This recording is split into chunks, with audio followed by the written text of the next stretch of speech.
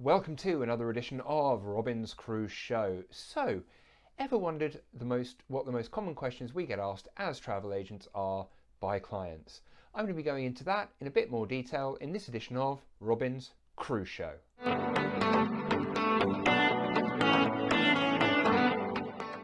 I've worked in the travel industry now for about 10 years, specifically doing cruise and selling cruise holidays.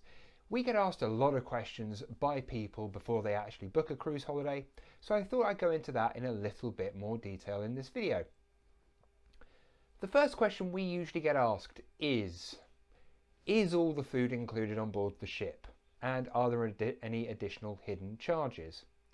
So the answer to that is yes. All ships are full board, which means that you can eat to your heart's content pretty much anywhere in the ship, mainly in the main buffet and also in the main dining room. However, there are a few other little places like coffee shops and such where you can get free gelato and free pastries from.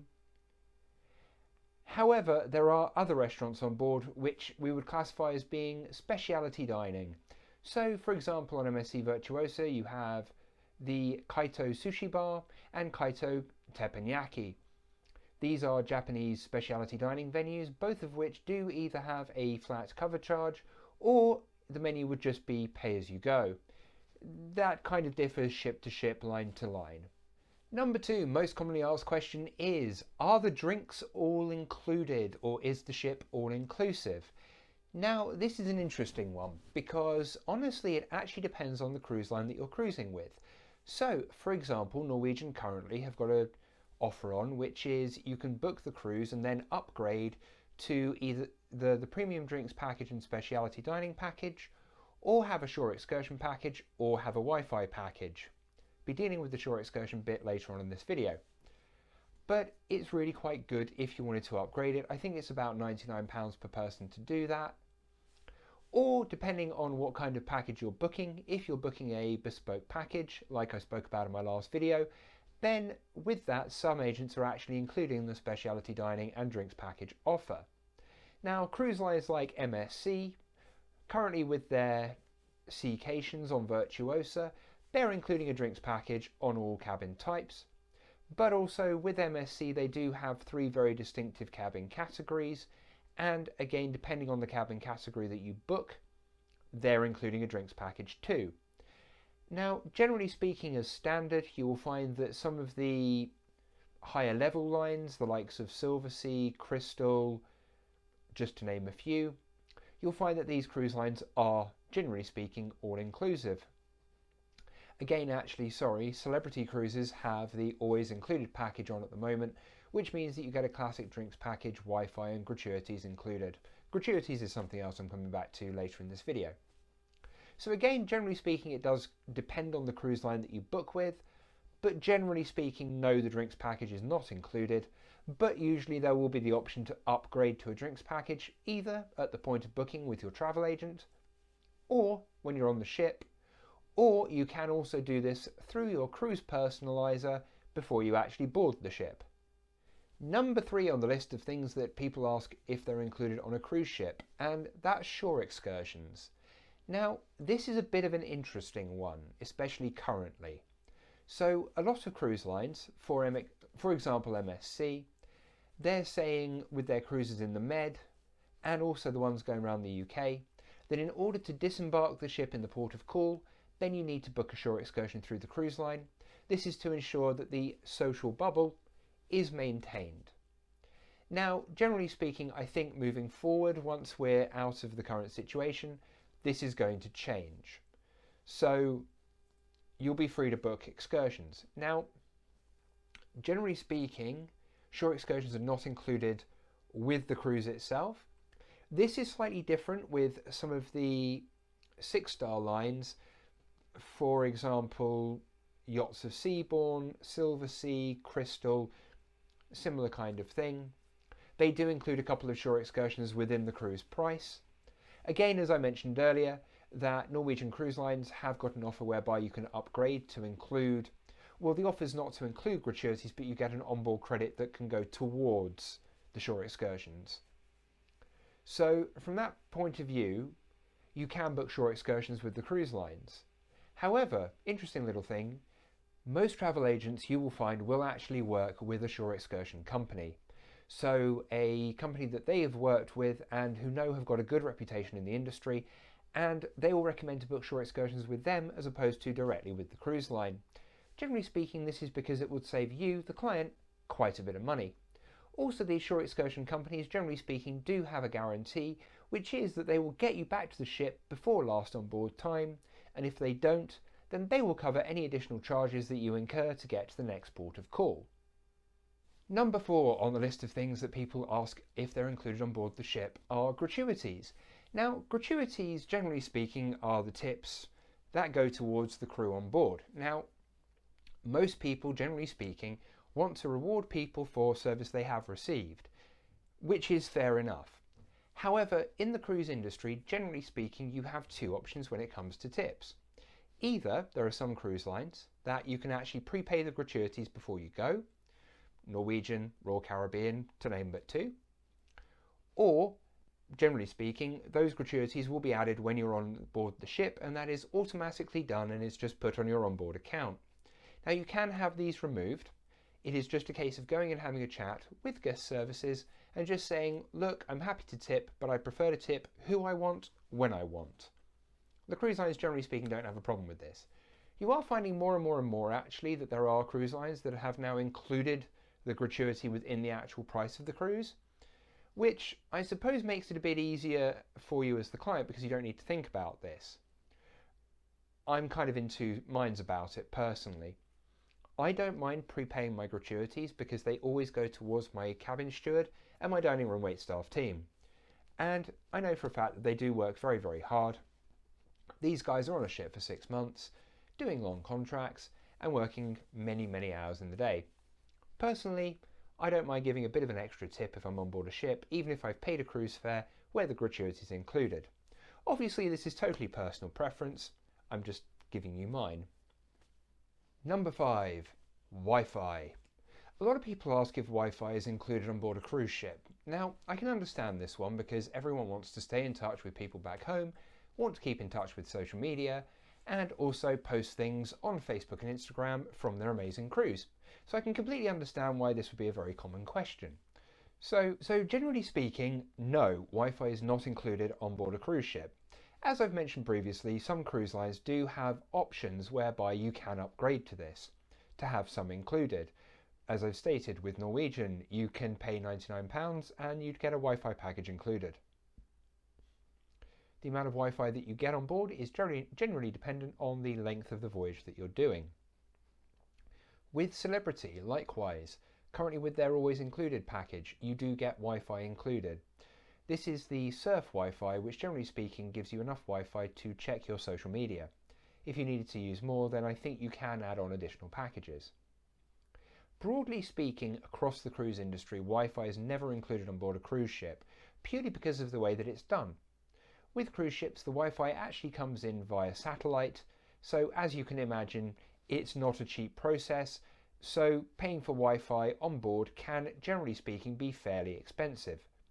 My personal piece of advice is if you do want to find Wi-Fi hotspots, whenever you dock into a port of call, look where the crew are going. They always know where the free Wi-Fi is, because for them, likewise, they have to pay for Wi-Fi on board the ship, and so they always want to keep in contact with their family back home. I can guarantee you, in every port of call, they will know exactly the best place to get strong, good, and free Wi-Fi. So that's my handy tip when it comes to that one. Number 6, entertainment. This is an interesting question that we do get asked quite a bit. So people are kind of worried sometimes, especially if they're new cruisers. Are cruise ships boring? Well, I can tell you firsthand, no, they are definitely not. There is always plenty going on board a cruise ship. Now, entertainment is included within your cruise fare, and there is an awful lot of it. Generally speaking, the cruise director is the head of the entertainment department, and he will make sure that there is loads going on through the day on board the cruise ship. What will happen normally is, of an evening, you'll be given a letter. Well, I say letter, but it's more a rundown of what's going on the next day on board the ship, so that then you have the opportunity to plan your day. If it's a port day, obviously everyone wants to jump off the ship and go and do their own thing, However, there are people who do like staying on board the ships in ports of call and actually enjoying the ship itself as a location, which I totally understand. With the size of some ships these days, they are basically a floating resort and there is way too much to do, to the point of I don't think you'd really get through it in an entire cruise. I mean, when you think about the size of the Edge class ships from Celebrity or the Oasis class ships from Royal Caribbean, even to the point of the Virtuosa that I'm going on later on this month, I'm glad we've got 4 days, most of which are at sea. It means I get the opportunity to really enjoy the ship and the entertainment on board. Now, generally speaking, entertainment comes in different forms. There are shows with the dancers employed by the cruise ship, which you can go see in the main theatre. Also, cruise lines do have fly-on-board entertainers, so doing a variety of different things. You can get comedians, ventriloquists, magicians. It really depends. On some cruise lines, for example coming back to MSC, they do have specialist shows, like for example the Cirque du Soleil. So on board the Meraviglia Plus class ships, which the Virtuosa is one of, you do have this as an additional extra. Now there is a cover charge to go and see Cirque du Soleil, however it's about £25, which is actually a lot cheaper than what it would be in the West End. With this you also happen to get a 3-course meal, which is rather good. So there are additional points on board a cruise ship where you might need to pay for the entertainment, but generally speaking there is always a lot included within that. Other cruise lines have other things. Norwegian has got a separate show, which I believe is a circus show as well, and that comes with dinner. So even though you're paying a bit extra, it's worth it because you're getting a 3-course meal. I think drinks are included with that, and then you also get this additionally spectacular entertainment. However, if you don't want to pay for it, that's entirely up to you. There is plenty to do on board a cruise ship. There's always loads going on. To be honest with you, sometimes planning your evenings can be somewhat interesting, but in a good way. Number 7, spa treatments. So they're not included within the price of the cruise. However, there is always going to be a fully functional gym on board a cruise ship. It's very uncommon that there isn't. And usually within that same area there is the spa with sometimes a thermal suite or a special area that you can access which has got like a hydrothoracic pool or steam rooms or saunas, that kind of thing. Usually the spa will have offers on for sea days where you can go and just use it one-off for a couple of hours or for an entire day. With certain categories of stateroom, for example with Celebrity, if you book an Aqua Class cabin, it means you do actually get access to the thermal suite for the duration of your voyage. However, generally speaking, it will always be an additional charge, and that also includes things like massages, or beauty treatments, or haircuts, that kind of thing, all of which are offered on board a cruise ship. Honestly, whenever I go on board a cruise, it's the one time of year where I actually do pay to have a nice massage. It's just a way of unwinding while you're on holiday. I do find it really quite relaxing. It's always nice to do kind of the second day. Now, interesting one for you, if you are on a cruise and you do fancy a spa treatment, then handy hint. Wait till the port day, because generally speaking they won't have had many bookings through the day as everyone's not on board the ship. So what you can do is they will sometimes be handing out flyers with special offers when you get back from a port of call. It's always then worth just giving the spa a ring and booking yourself a treatment for that night under that deal, because generally speaking what the price you're getting is going to be way better than, well, for the rest of the voyage. Plus, if it's kind of the afternoon of a port day, generally speaking not many people are on board the ship anyway. So actually it's a really good thing to do. That's my handy helpful hint anyway. Number 8, just general amenities on board the ship. So generally speaking, most things on board the cruise ship are open for people to use. So that is the pools and everything else. And also the sunbathing areas, the water slides, and any additional features that the ship might have. I mean, obviously on the bigger ships you'll find that there are more general amenities. For example, on the Oasis class ships they have the largest slide at sea.